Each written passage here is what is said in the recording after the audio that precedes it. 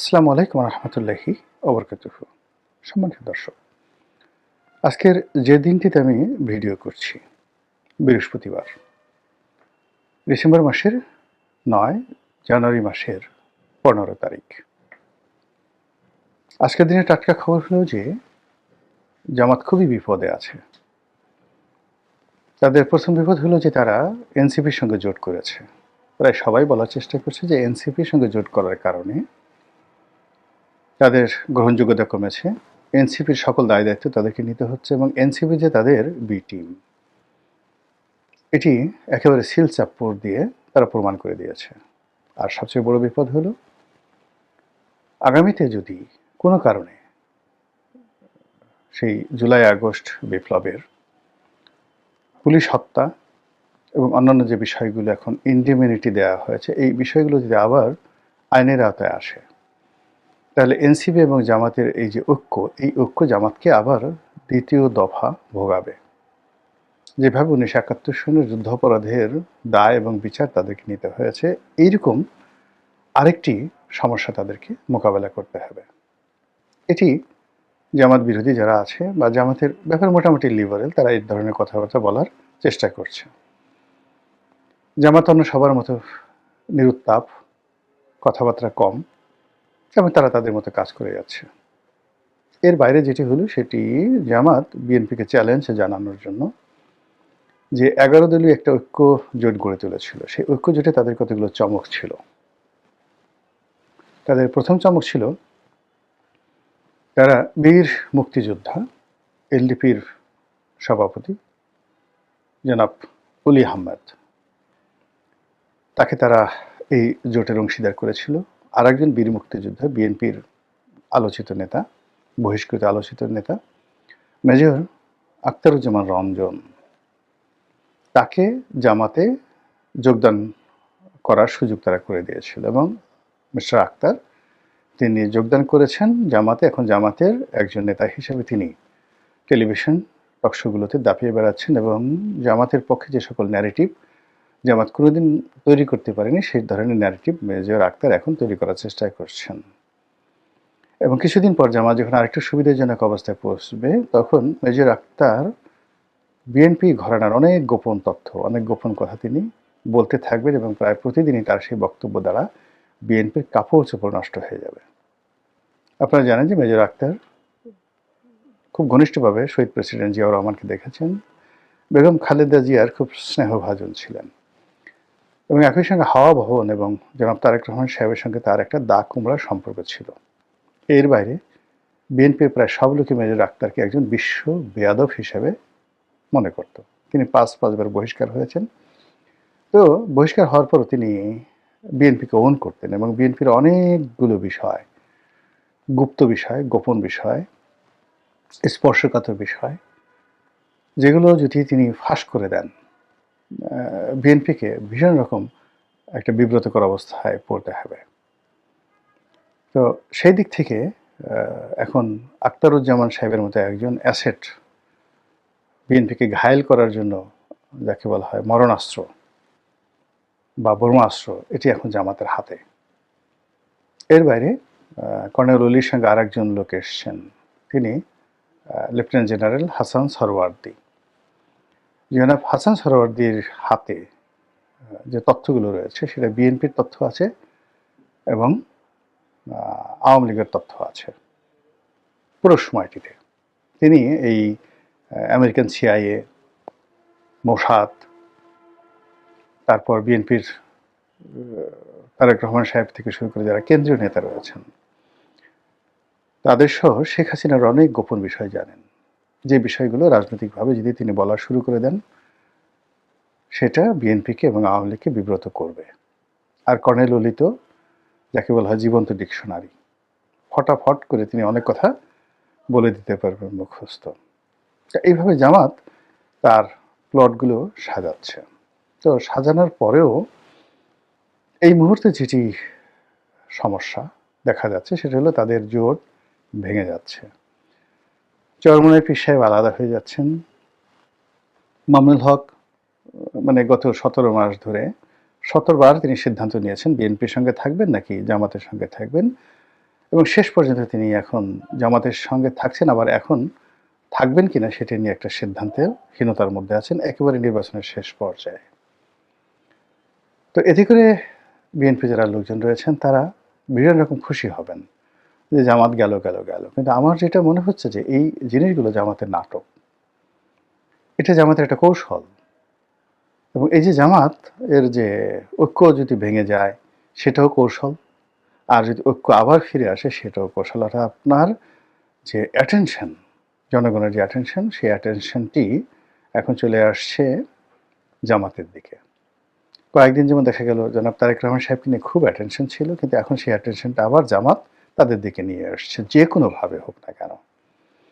আর এই যে টানাপোড়েন, সেই টানাপোড়েনের কারণে যদি আরও ভয়ঙ্কর খেলা জামাত খেলতে চায়, যে বলে যে না আমাদের এই যে ভিতরে স্পাই ঢুকিয়ে দেওয়া হয়েছে, আমাদের জোট ভেঙে ফেলা হচ্ছে সরকারি মদদে, রাষ্ট্রশক্তিকে ব্যবহার করে, কাজেই এই প্রশাসনের অধীনে একটা ভালো নির্বাচন হতে পারে না, আমরা নির্বাচন থেকে পিছিয়ে গেলাম, চলে গেলাম, নির্বাচন করব না। 1996 সনের 15ই ফেব্রুয়ারি নির্বাচন হতো, তারা ছিলেন না। বিএনপিকে তারা বহুবার বিপদে ফেলেছে।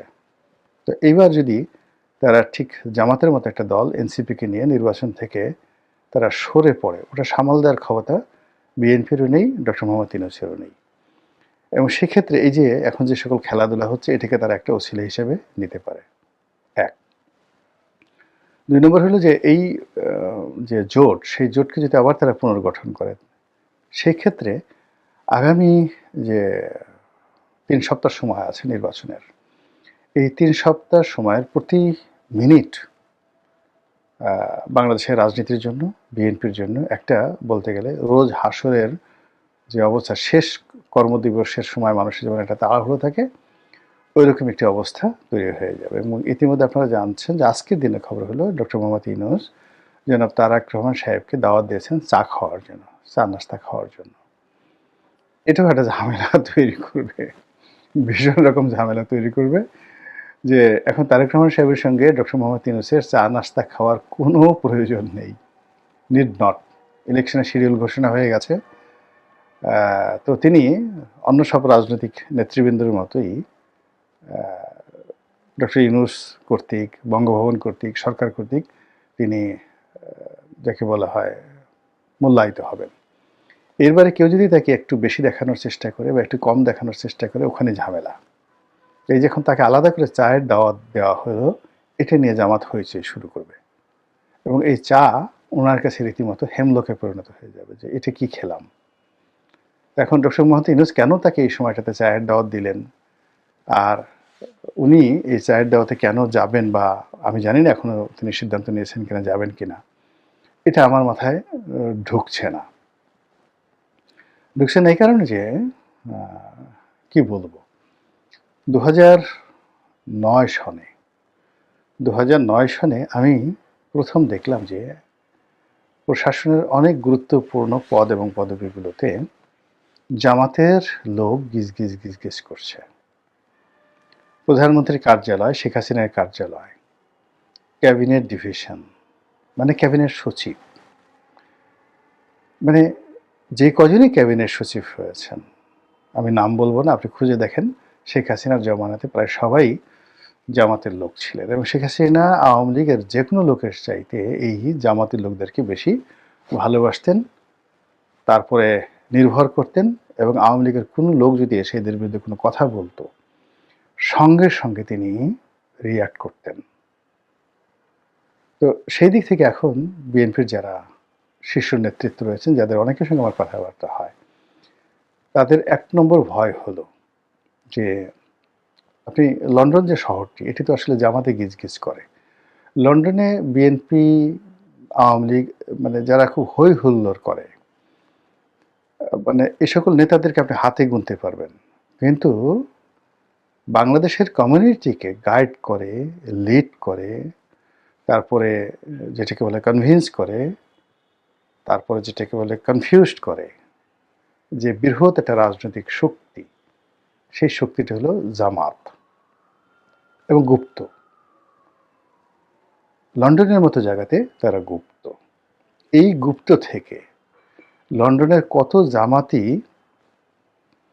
লোক যে বিএনপির মধ্যে ঢুকে আছে, কত জামাতি লোক যে আওয়ামী লীগের মধ্যে ঢুকে আছে, একমাত্র আল্লাহ রবুল আলমিন জানেন, আর জামাতের লোক জানেন, আর কেউ জানে না। তো জামাতের যে তার ঢুকে থাকার ক্ষমতা বা ঢুকিয়ে দেওয়ার ক্ষমতা, এটি এমন একটা পর্যায়ে যে শেখ হাসিনা এখন যেই জায়গাতে আছেন সেখানে গিয়ে ওবায়দুল কাদের দেখা করতে পারেন না।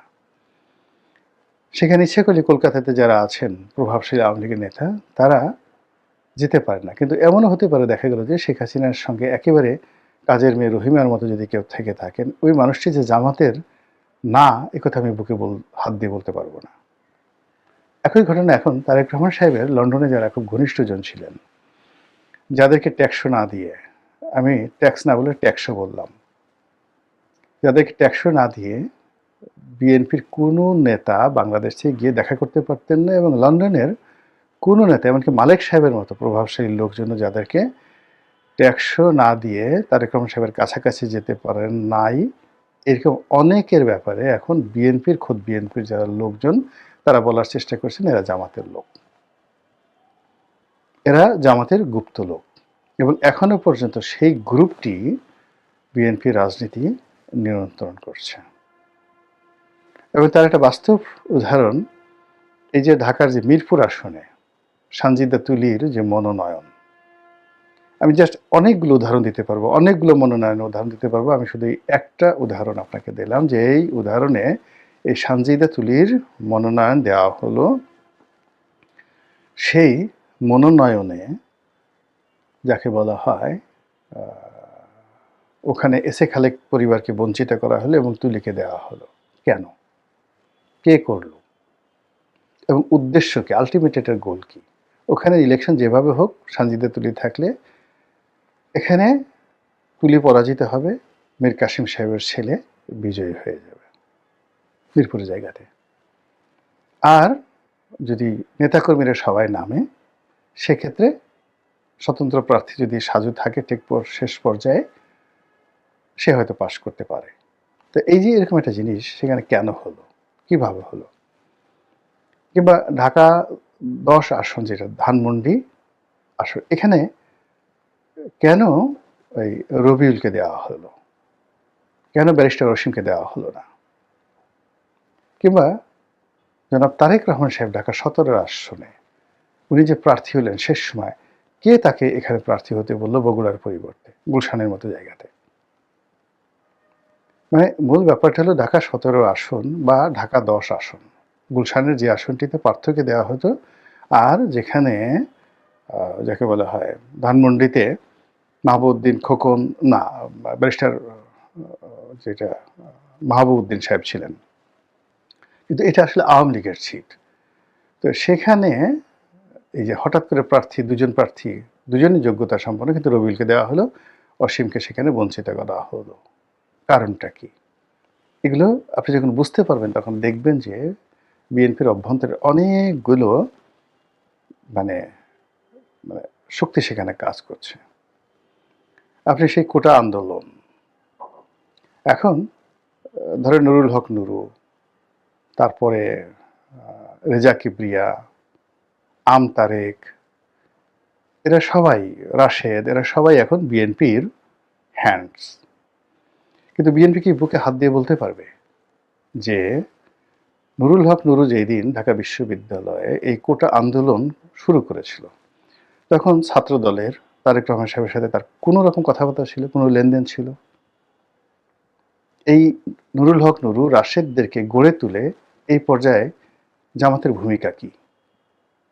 জামাতের লোকজন যদি এই কথা বলে, তখন নুরুকে জবাব দিবে বা নুরুকে অস্বীকার করতে পারবে?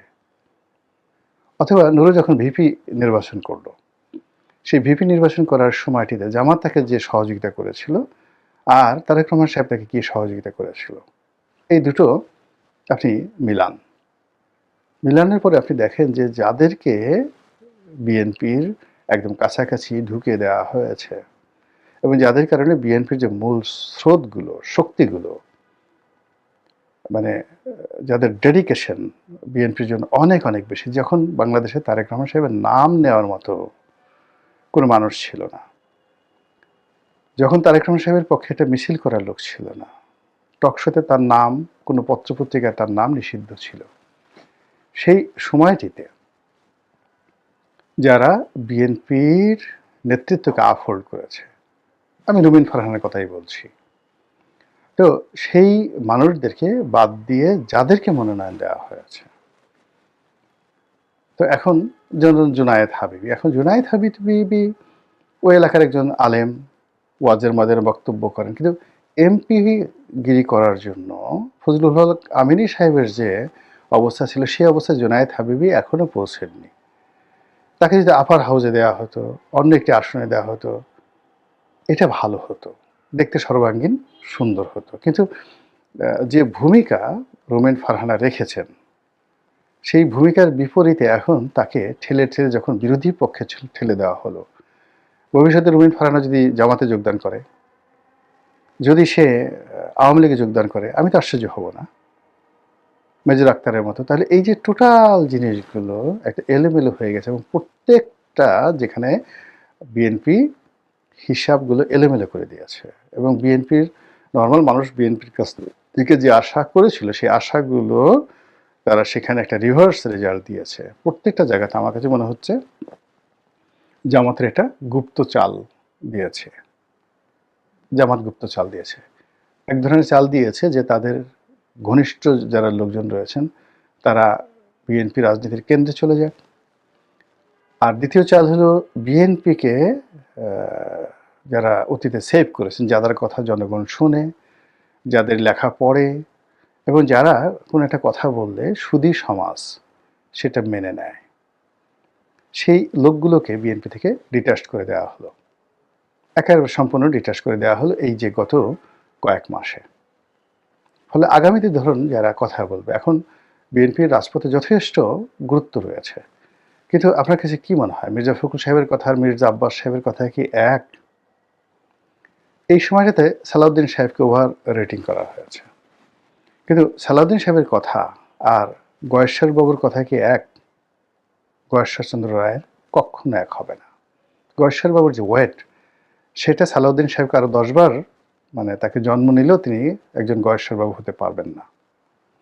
এই যে জায়গাগুলো, মানে অনেকগুলো দেখবেন যে বিভেদ, বিসংবাদ, অনেকগুলো জিনিস তৈরি করা হয়ে গেছে, যার ফলে কি হলো, বিএনপি যদি সুসময় আসে, সেই সুসময়টাকে আফোর্ড করার জন্য, কন্টিনিউ করার জন্য তাদের যে ম্যান পাওয়ার দরকার, সেই ম্যান পাওয়ারটা ধরে গেছে। আর বিএনপির যদি দুঃসময় আসে, সেই দুঃসময়ে বিএনপির পক্ষ অবলম্বন করার জন্য যে লোকগুলো দরকার, সেই লোকগুলো একটু এখন বিএনপির মধ্যে নেই। ফলে কি হলো, এই জায়গাতে জামাতের যে গুপ্ত রাজনীতি, গুপ্ত পলিসি, এই গত 17 মাসে উইদাউট আওয়ামী লীগ, তারা যা কিছুই করছে ধীরে সুস্থে প্রত্যেকটা সময়কে শেষ পর্যন্ত যেভাবে নিজেদের পক্ষে রাখার চেষ্টা করছে এবং প্রতিপক্ষকে বিতর্কের মধ্যে ঠেলে দিচ্ছে, এটা যে কোথায় গিয়ে শেষ হবে একমাত্র আল্লাহ রাব্বুল আলামিন ছাড়া কেউ জানে না। আসসালামু আলাইকুম ওয়া রাহমাতুল্লাহি ওয়া বারাকাতুহু।